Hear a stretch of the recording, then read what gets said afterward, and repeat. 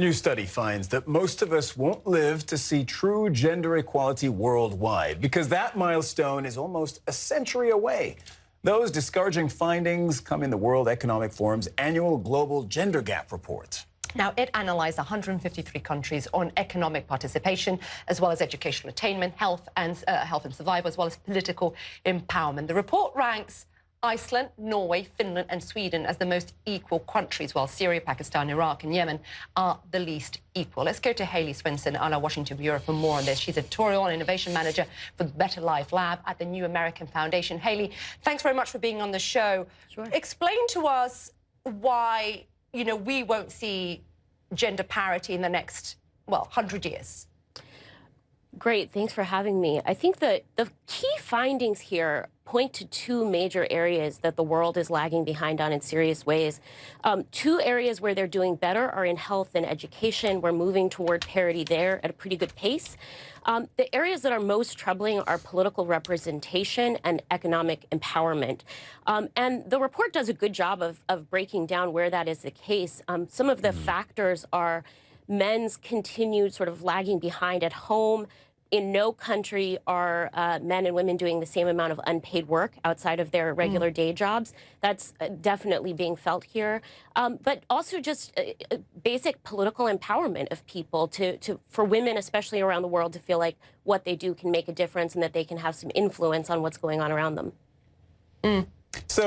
So there's some real good news in the report that you just outlined. For instance, in education, just 12 years for the world to attain gender parity in education. I want to make sure I understand what that means. That means in 12 years' time, boys and girls across the world will be doing equally well, or poorly for that matter, in education, correct? Yeah, that's right. And that also seems to include opportunities at education. Do countries give girls and women the same opportunities to advance in education as boys and men? There's been a tremendous amount of progress about that. Many steps taken forward, especially in the developing world. Where are we going short then? Because we've seen so much attention in campaigns on trying to get governments to change, companies to change as well, because the Nordic countries seem to have got it right and have it right for several years, Hayley. That's right. I think one of the areas that the Nordic countries are really excelling at is in encouraging women to participate equally in the economy.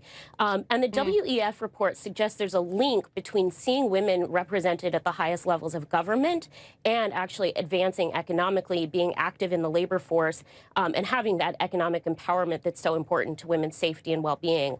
I think that the areas that really need to be advanced on relate to women having access to jobs that are dignified, that pay decent wages around the world.